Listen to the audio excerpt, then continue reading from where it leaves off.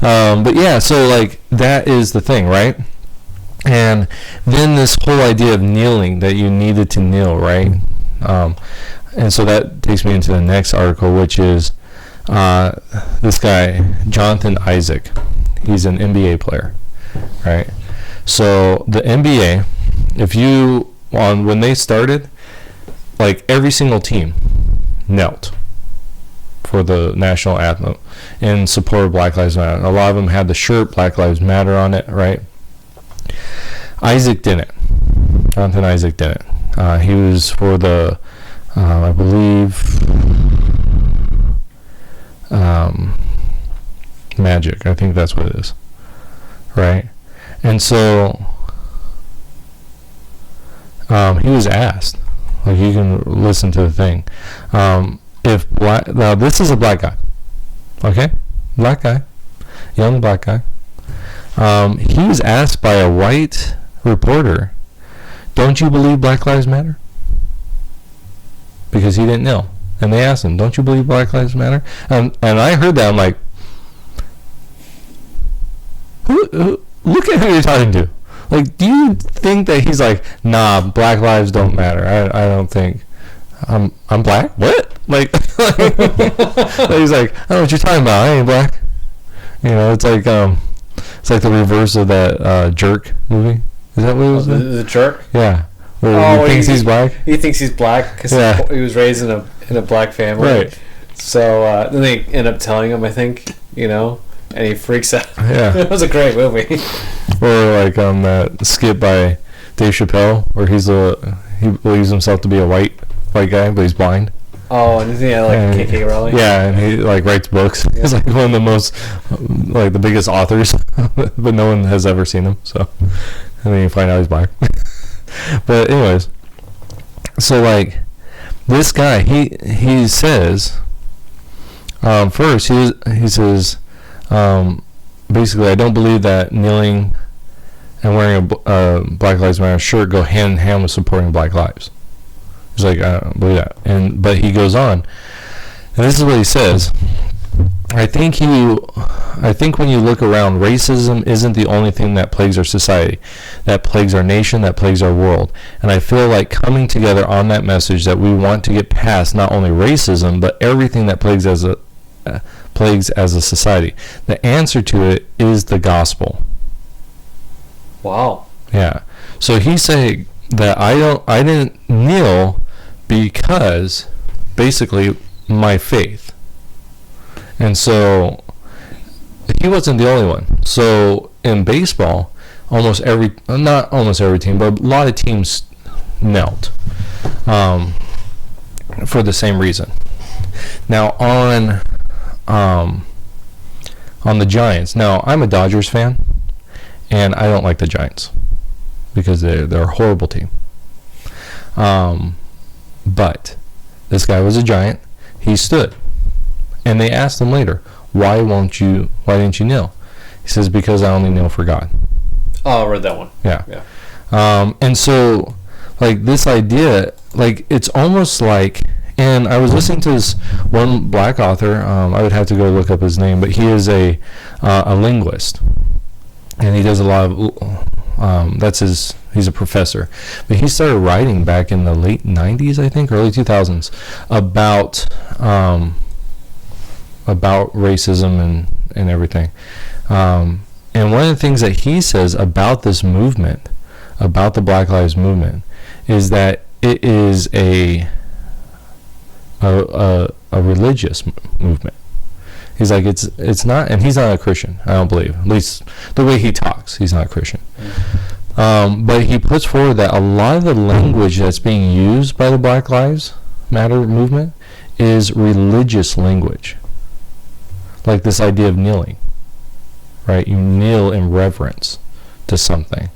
And so Christians kneel to God, right? In fact, if you go back to the founding of our country, this idea of kneeling was a huge issue.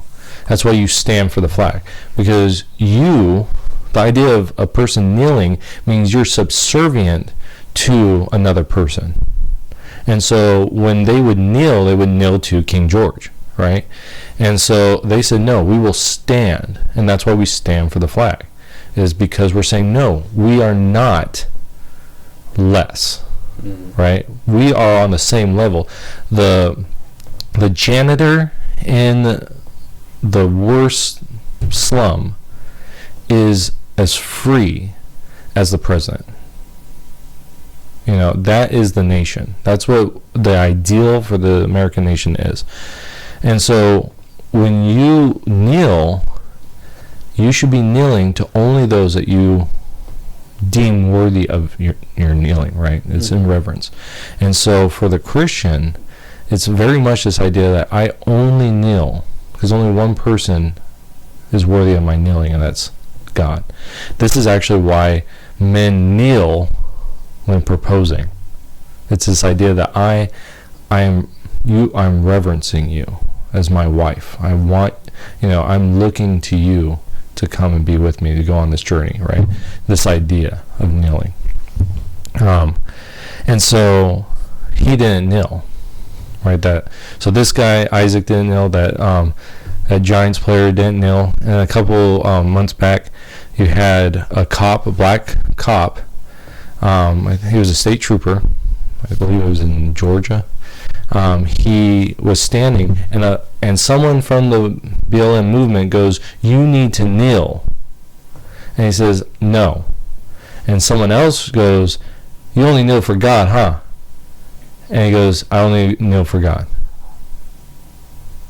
Wow. And so it's very much this, anyways, this guy was talking about the religious aspect of it, and he was bringing in all these different religious ideas, and he's like, this is what they're asking for. And so it's really, so to me, this movement, the organization, as they're moving forward, they're calling people into this almost cult-like devotion to this idea, right? Which is very anti-Christianity. It's very, just the idea of getting rid of the nuclear family.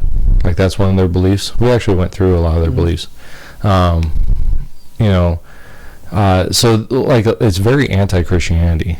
And it's, I think it's anti-black community in the end. Because if you recently, and I would have to look this up, but recently, they did a poll on minority communities and police. Okay.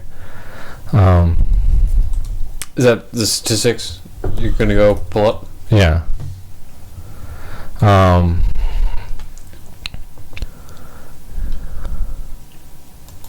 Yeah. I wonder if I could find it. But it was something like, it was a huge number of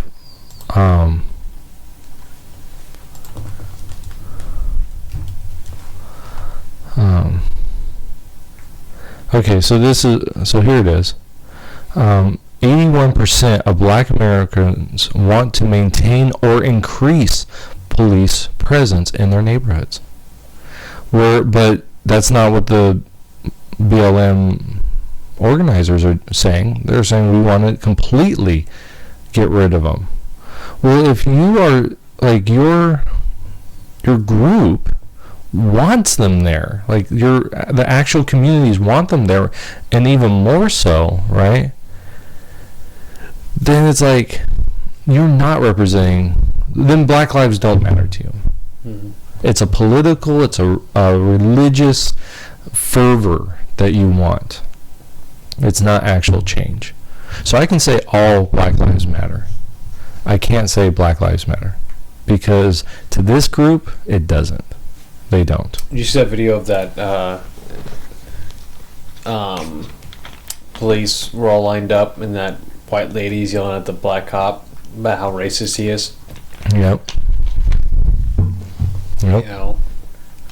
And she's all for Black Lives Matter and stuff, but you're going to be yelling at a black guy for racism? Right. Those are people it's dumb. It's just so twisted. I just don't understand. Yeah. It's so twisted and idiotic. that it's almost to a point where it's hard to fathom why people understand, or why not understand, but why people are following this. Mm-hmm. And there's just the lack of education, the lack of people wanting to ask that question, why? Mm-hmm. You know, to really question their beliefs or their thoughts or whatever they're hearing. It's almost this lazy attitude of just whatever you say is true. It's factual. Whatever you say, it's just that okay man mentality of, just yesing everything. Yep. And I think because of that, I think we've gotten this. A lot of people.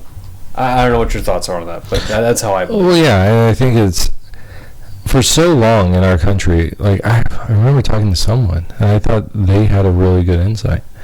They were talking about how growing up, they kind of just allowed politics to happen. Like their generation just kind of allowed politics to happen, and now they're looking at the world around them, and they're like, "This is our fault. We didn't take seriously the politics, the people in the schools, because really, I mean, a lot of people, a lot of parents, right? They just sent their kids off to school to get a college education. They just assumed that the college would teach their children what they need to do. But what was happening is the people in those colleges were teaching them their beliefs, right? And that's when we had a lot of, and that's why we have a lot of people coming out. And you know what drives me nuts? The stance of the Democrat Party, right, is very much against the black community, like, and the Hispanic community, like their morality. Like if you go into the black community or you go into the Hispanic community, they're very conservative, like in their social beliefs, right? Very conservative. But because the Democrats have this idea of, yeah, those rich white men, they want to keep everything from you, right? It's like they have made it into those communities, and it's like, but you're not compatible with each other, like your beliefs aren't, but because they've put fear into you, you follow them. And it's the same with white people. I'm not saying it's any different.